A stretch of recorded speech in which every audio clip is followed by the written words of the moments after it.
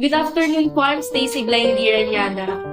Good afternoon din po. I'm Elijah Darren L. Trinidad.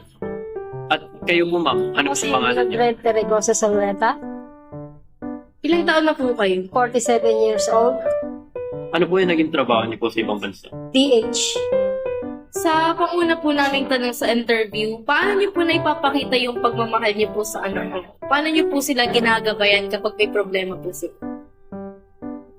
Tumatawag ako sa kanila para i-comfort sila kung ano yung dapat nilang gawin, para kahit pa paano na ano yung kanilang problema, gano'n. Pero napakahirap talaga kung mag-ibang bansa. Napaka-sweet niyo naman po.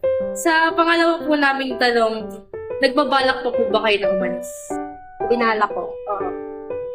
Binala ko umalis kasi sa hirap ng buhay dito sa Philippines. Wala Kaya po ba lang, kayo makita na work po dito?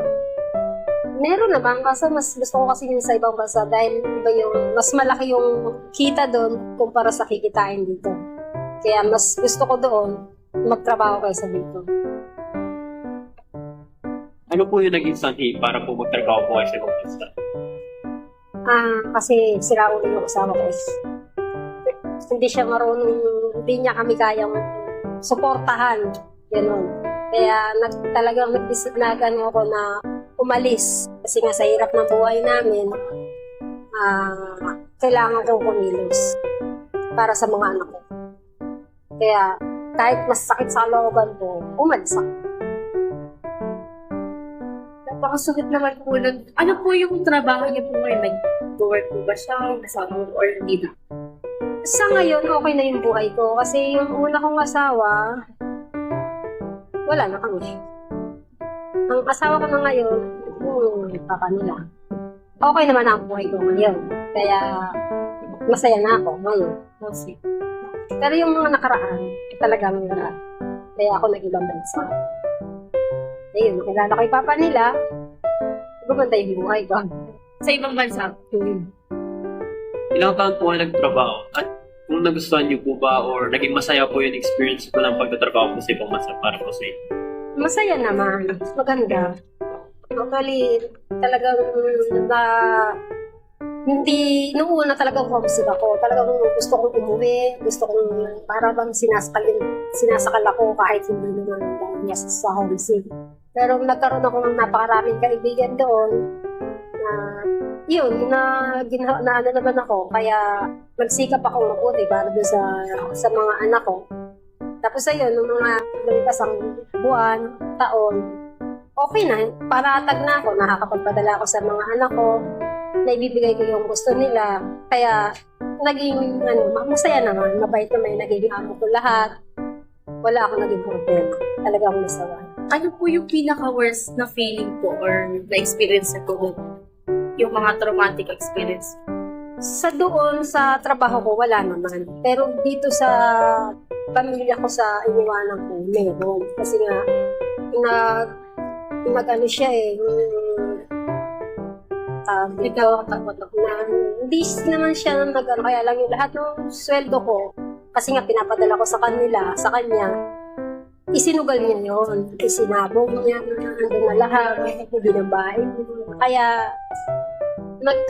ko na lumayo sa kanila. Yung bang ibig sabihin, kinausap ko yung anak ko, sa anak na lang ako nagpapadala, doon sa anak kong panganay, na sa kanya ako nagpadala ng pera kasi wag na doon sa tatay niya kasi nga marami akong nababalitaan, na ganito, ganyan. Kasi yung asawa mo nang gaganito. Eh di, gumawa ko ng paraan para naman doon sa anak ko, ipadala ko na lang yung pera. E di, nung bandang huli, tumawag na rin yung anak ko sa akin na sabi niya, huwag na ako magpadala kasi papatayin daw siya ng tatay niya dahil nga hindi dun sa pera. Kaya umuwi po kayo. Tapos, umuwi ako sa kanya, humingi siya ng tawad sa akin. Sabi ko sa kanya, hindi ka na magbabago. Kasi kung magbabago ka, noon pa lang, nagbago ka na. Kaya, umalis ako doon. Nung umalis ako doon, hindi na ako nagbalik. Hanggang ngayon. Ayan nga, nakakilala ko yung papa nila. Na ako dito, na-stay na ako sa Bataan. Saan country po ba? Sa Nueva Ecija kasi kami dati. Doon yung una kong asawa. Yung bansa po na pinuntahan. Singapore. Maganda po po. Maganda doon.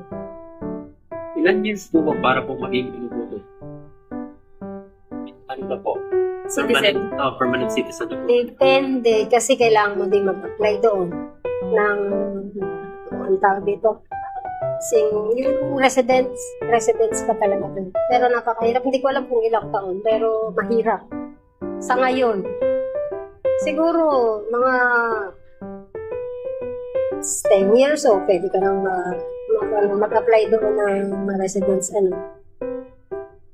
tawag dito, meron silang ginagawa doon eh. Pero hindi ko binala kasi nandito yung pamilya. Dito kasi pamilya ko eh. Kung pipiliin niyo po, gusto niyo po ba manirahan? Oo, kasama yung mga anak ko. Kung bibigyan po kayo ng chance na Oo, sarap kasi doon, mas maganda doon. Inis kasi sa Singapore. Saka maganda ang buhay doon. nung umalis po kayo, yung nag-ibang bansa po kayo, naisip niyo po ba yung magiging epekto po nito sa anak niyo? Kasi po, wala po kayo doon para po bumabay, mag-alaga po. Oo naman, syempre, naisip. Kaya lang, no choice ako. Kasi nga, ayun nga, ganun nga yung asawa ko, walang silbi. Kaya, pinilit ko na lang pala. Pinibayan ko yung loob ko para umalis. Sa aeroplano pa lang nga, gusto kong parahin. Kung napapara nga lang yun, baka pinakatan eh. Sa sobrang lungkot, mahirap mag-ibang bansa. Lalo na kung may iwanan, may napakaliliit na bata. Maliliit pa yung mga anak ko, hindi sila, wala pa sila. Yung mga anak ko sa ulo. Yung panganay ko, 8 years old lang. Tapos yung bunso ko, 2 years old. Kaya, nung umalis ako, umiiyak talaga. Hindi ko iwanan sila. Kaya lang wala akong choice. Masyadong mabait yung asawa ko. Kailangan ko, buhayin sila, suportahan sila. Awa naman ng Diyos ngayon. Sa ngayon, mga anak ko, may mga asawa na, may ako na ako, nagmana na sila. Kahit na minsan lumalapit sa akin, okay lang, nanay ako eh. Pero hindi sila sa dati. Oo naman sila ngayon. May nagkukwento po ba ng araw po na, for example, di ba po 8 years old po isa, tsaka 2 years old po isa? May napapalitan po ba kayo na sinasaktan po sila or nakakain po ba ng matulog kasi wala po? Pero yung anak kong panganay, medyo kasi parang matapang siya, lagi siyang doon sa mga kapatid niya. Yung anak ko naman na pangalawa, doon nagnanakaw daw ng kaldero ng kanin sa kapitbahay. Masakit yun sa akin kasi nagpapadala ako ng pera para pagkain nila, tapos gano'n yung mababalita ako ng yung anak ko nagnanakaw ng kaldero ng kanin para lang pagkain. So nagalit ako, tinawagan ko yung tatay nila na ganito nga, sabi ko sa kanya, bakit gano'n? Nagpapadala ako sa iyo ng pera, bakit yung anak ko ay nagnanakaw ng kaldero? Sabi niya, bakit daw ako naniniwala sa gano'n? Eh, sabi-sabi lang yun. Pero yung mismong biyanan ko, ang nagsabi sa akin, na totoo, na gano'n nga. Kaya ang sabi sa akin ng biyanan ko, wag mong ipadala yung pera mo lahat, mag-ipon ka para sa sarili mo. Kasi kung iaasa mo lahat dun sa asawa mo, ipapadala mo lahat, walang mangyayari sa mundo. So nag-isip ko na magtabi, talagang nagtabi ko para sa kanila. Eh, gano'n naman yung ginawa nila, yung asawa ko, na pati anak ko, sinasabi na huwag na raw magpadala ng pera, papatayin siya ng tatay. Inipon ko na lang yun. Inipon ko yung pera. Inano ko na lang. Hanggang sa nakilala ko yung tatay niya, yung papa nila. Di, ayun, naging anak ko siya. Hindi na ako nabalik doon.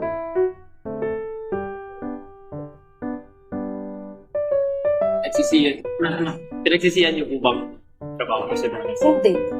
Hindi ako nagsisi. Kasi kung hindi ako nagtrabaho doon, hindi ko makikita yung asawa ko ngayon. Hindi ko may papanganak si Krista Micaela. Wala sana si Krista Micaela kung hindi ako nag-ibang bansa. Kasi hindi ko siya makikita. Ayan, ang lumabas. Si Krista Micaela. Yan ang naging anak ko. Maraming salamat po. Maraming salamat po ulit. we can end po our interview. Okay na ba? Okay na po. May lang Salamat po.